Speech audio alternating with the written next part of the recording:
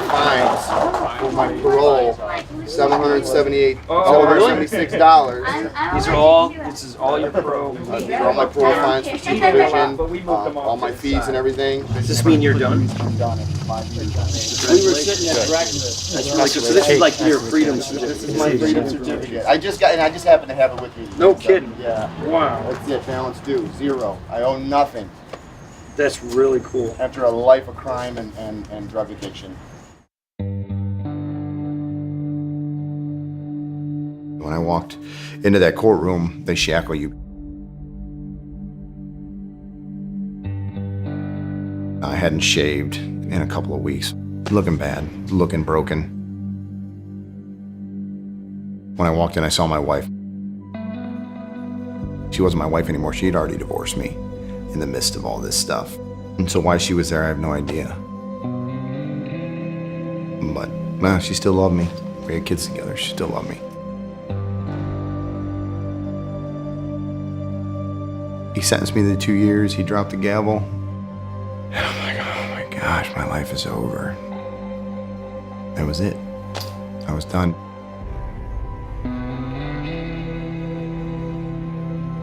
I cried. I just walked out of the courtroom. They took me downstairs. They march you on a bus, and then you take this ride. You take this ride down the freeway.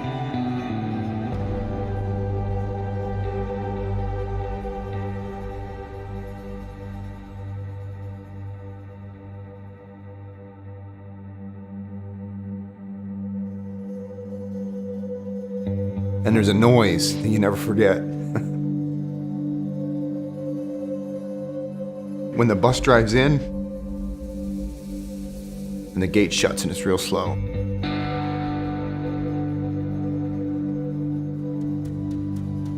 And when that gate hits the other side, it makes this noise, and it's this.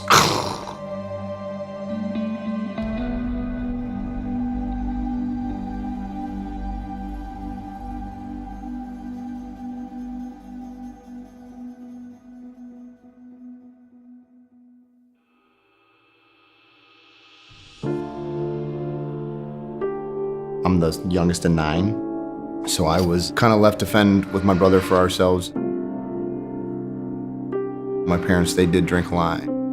They would come home and tear the house up. My brother pretty much took care of me. He was a hippie in the 70s. I used to tell on him for smoking pot. I was in 4th grade and I had stayed home sick from school, and he had come downstairs. He goes, I know you're not sick. And he goes, I'm going to tell on you. He lived in the attic, and I went up there, and there was this glass jar with a bowl on it and a tube. And if you're going to tell him, you should know what you're telling on me for. And I smoked reefer for the first time in 4th grade.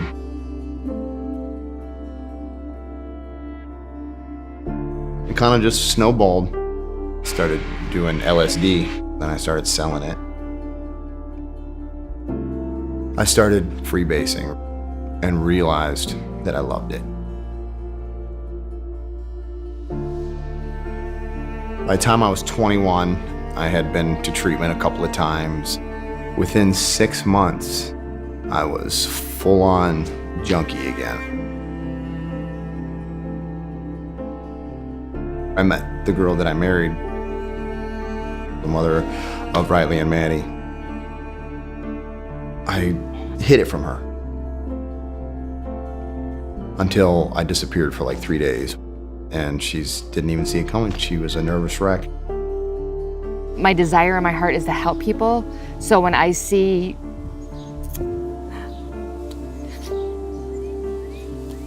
the guy that I married hurt, he just hurt so bad. And he would cry and be like, I am so sorry. You don't deserve this. Why don't you just leave me? And then it would just tear me apart. I'm just abandoning them every chance I get. I'm taking my paychecks. I'm not coming home. I could never understand what about this drug, what about it makes you walk away from your wife and children? I come home Sunday night broke, no money, no diapers, no formula, no money for bills or food, and would face the how could you do that? And I'm going into treatment, I'm doing a week, and I'm like, oh, I'm fixed, yeah, I don't need treatment no more. And I'd stay sober for a couple weeks, and this was the track record. It went on for 10 years. My wife stuck with me for 10 years. Rock bottom was probably when he ended up doing time and went to jail.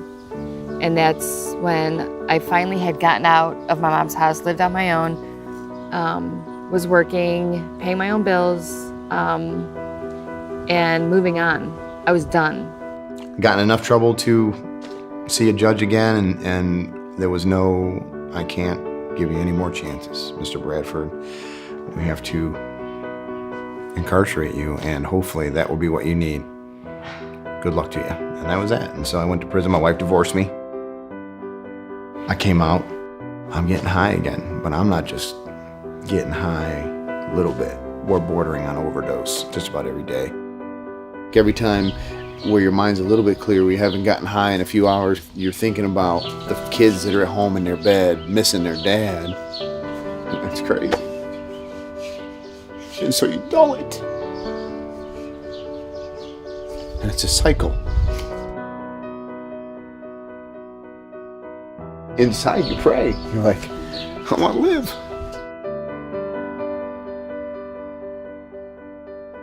And then the thoughts kick in, how do I end this? But you're too much of a coward to end it because you were too much of a coward to walk away, so you can't end it because you don't know how. And when you're ready, God sends people. I pulled up in my mom's driveway, and generally the drill was pull up in the driveway and she's not letting you in the house. I had robbed her many occasions. I walked up on the porch and it's dark, and she had the door open, which was very unusual. And she brought the phone to me. Hey, he's like, we should get together and talk. And I'm like, all right, man. I'm like, I'll call you this week. And he's just like, we should talk tonight.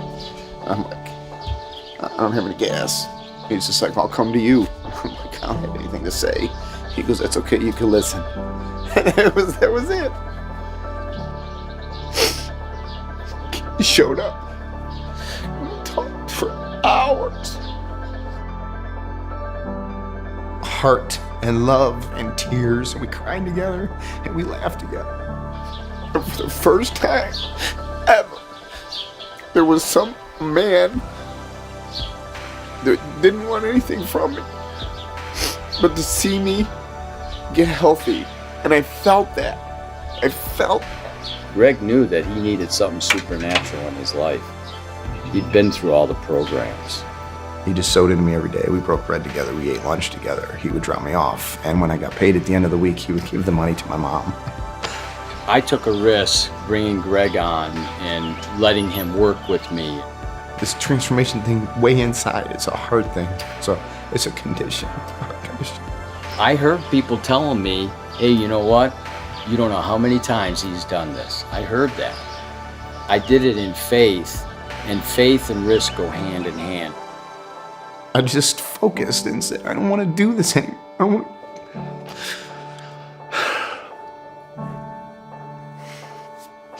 I don't want to be that person anymore. I don't want to do drugs. I don't want to hurt people. I don't want to let people down. God's going to send a man to do the work, because God's not going to come down here and hug me so that I could be set free from the spirit of addiction and this bondage, these chains that held me down for my entire life. We just had our 3rd year anniversary of being remarried again, and this life now with him is, I can't even describe. I had my children back in my life. Every day I get to see my kids. I had no trust in him. I wouldn't even turn my back on him in a room. And now I trust him more than any human being, like, on the face of the earth. Every day, I thank God for that man. Government programs can't change lives, and it can change habits, it can change addictions maybe. Because I wasn't worth saving as far as I was concerned, but every single person, and that's why we do what we do here. Because every single person is worth saving. Every single one. There's no one that's not worth saving. Not one.